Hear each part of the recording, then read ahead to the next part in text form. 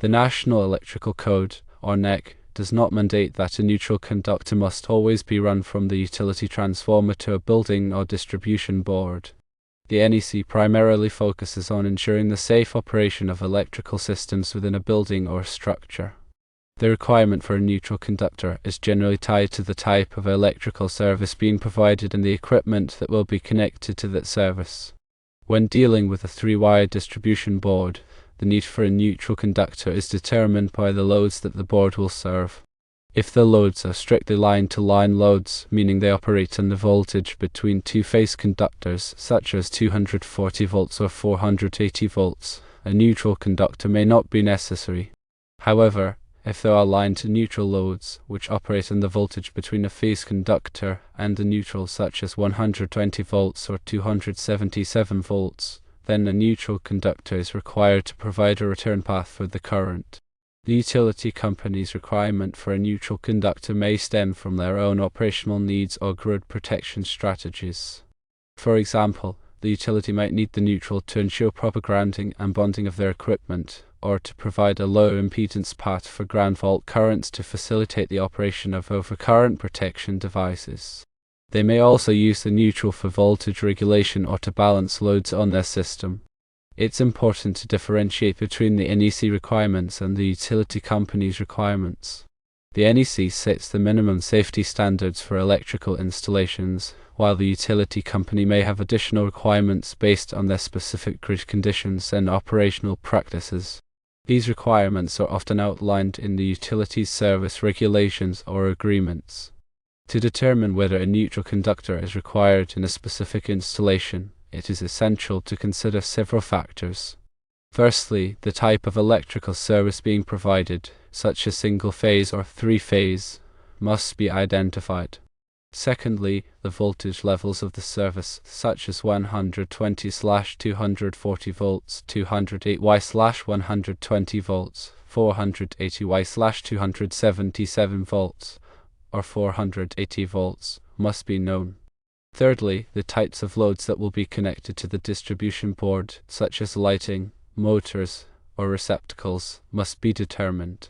If the service is a 120/240 volt single-phase service, a neutral conductor is generally required to provide the 120 volt for lighting and receptacle circuits.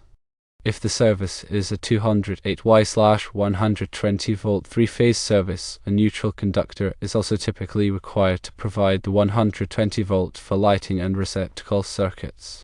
In these cases, the neutral conductor is connected to the center tap of the transformer secondary winding to create a balanced voltage system.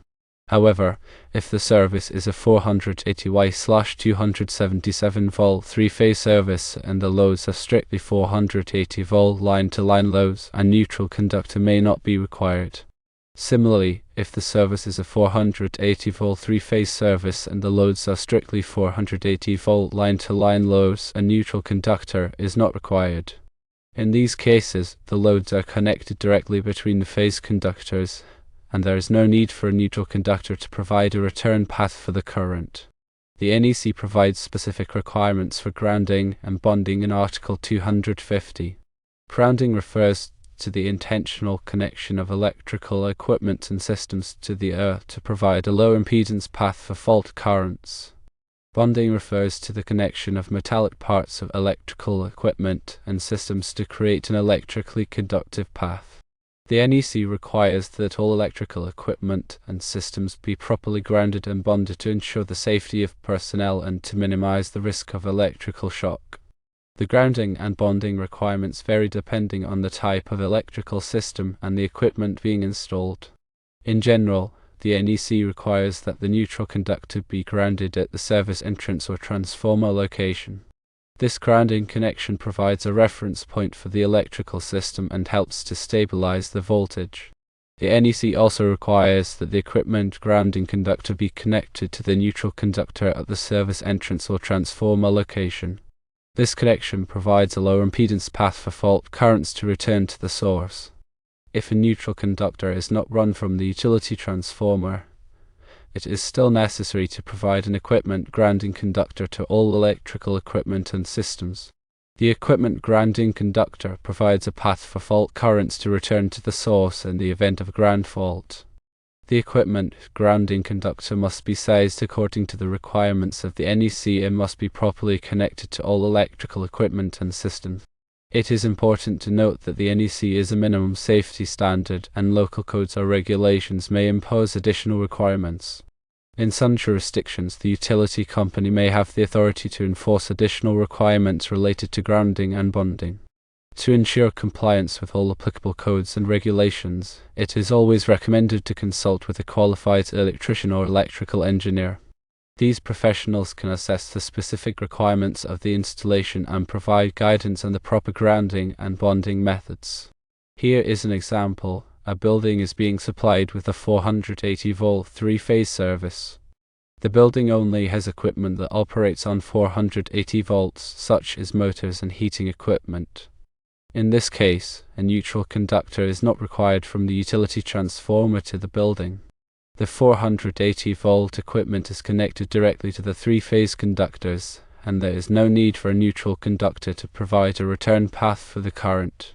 However, an equipment grounding conductor must still be provided to all electrical equipment to ensure the safety of personnel and to minimize the risk of electrical shock. Firstly, determine the service voltage and configuration.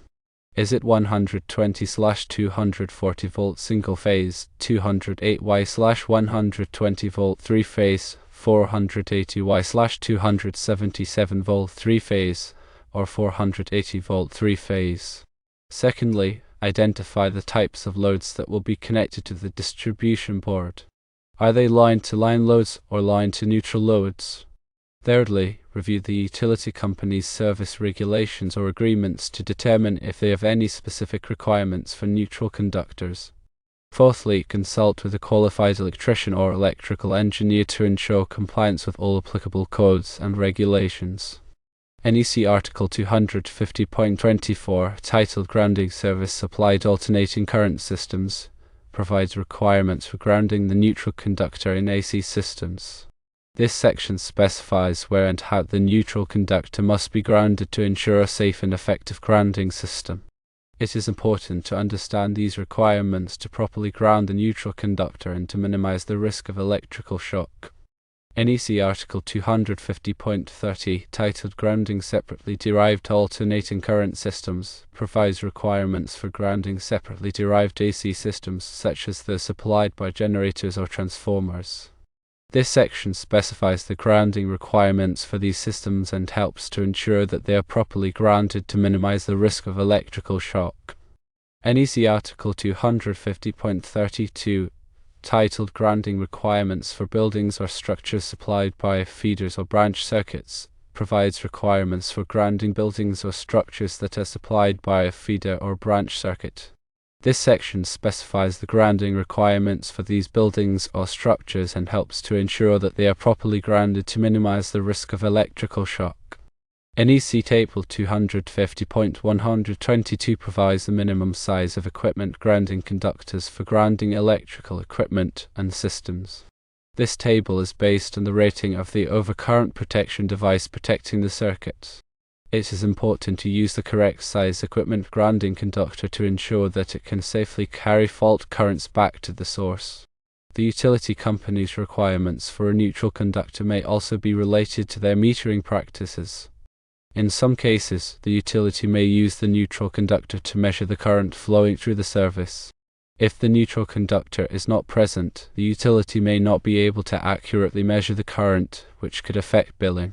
It is also important to consider the potential for unbalanced loads on the electrical system. If there are significant unbalanced loads, the neutral conductor may be necessary to carry the unbalanced current. Unbalanced loads can occur when there are more loads connected to one phase than to the other phases. This can cause the neutral conductor to become overloaded, which could lead to overheating and potentially a fire. The NEC requires that the neutral conductor be sized to carry the maximum unbalanced load. This requirement is intended to prevent the neutral conductor from becoming overloaded and to ensure the safety of the electrical system. In some cases, the utility company may require a neutral conductor even if it is not strictly required by the NEC. This may be due to their own operational needs or grid protection strategies. It is important to communicate with the utility company to understand their specific requirements and to ensure compliance with all applicable regulations. In summary, the NEC does not always require a neutral conductor from the utility transformer, especially in three-wire systems where only line-to-line loads are present. However, the utility company may have its own requirements based on grid conditions, metering practices, or other operational needs. Always consult with a qualified electrician and the utility company to determine the specific requirements for each installation. Careful consideration of the service voltage, load types, grounding and bonding requirements, and utility regulations is essential for ensuring a safe and compliant electrical system.